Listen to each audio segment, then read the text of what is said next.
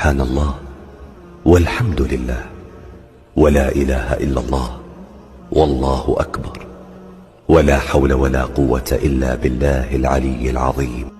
اللہ رب العالمین قرآن میں فرماتے ہیں یسبح للہ ما فی السماوات و ما فی الارض، کہ کائنات کی ہر چیز اللہ رب العالمین کی تعریف کرتی ہے، اللہ رب العالمین کی تسبیح کرتی ہے۔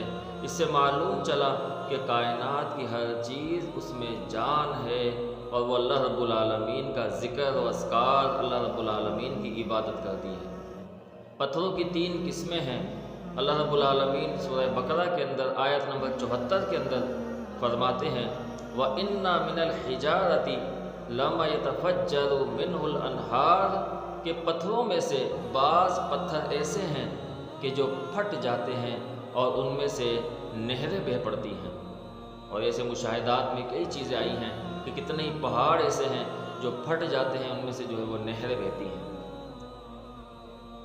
آگے فرمایا وَإِنَّا مِنْهَا لَمَا يَشَّقَّقُ فَيَخْرُجُ مِنْهُ الْمَاءُ، اور کتنے ہی پتھر ایسے ہیں کہ جو پھٹتے ہیں اور ان میں سے پانی نکل جاتا ہے۔ وَإِنَّا مِنْهَا لَمَا يَهْبِطُ مِنْ خَشْيَةِ اللَّهِ، اور پتھروں میں سے بعض پتھر ایسے بھی ہیں جو اللہ رب العالمین کے خوف کی وجہ سے لڑک جاتے ہیں۔ کتنے پتھروں کو لڑکتے ہوئے دیکھا گیا ہے کہ یہ پتھر فلاں پتھر گر گیا، فلاں پہاڑ گر گیا۔ اس کے گرنے کی جو وجہ ہوتی ہے وہ محترم سامعین و ناظرین، وہ اللہ رب العالمین کا ڈر ہوتا ہے، اللہ کا خوف ہوتا ہے۔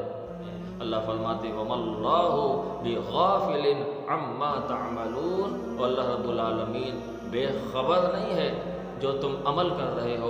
اللہ رب العالمین کی تخلیق اللہ رب العالمین کو پہچانتی ہے، اللہ کو یاد کرتی ہے۔ اگر غافل ہے تو یہ انسان اللہ کے ذکر سے غافل ہے، اگر غافل ہے تو یہ انسان اللہ کے خوف سے غافل ہے۔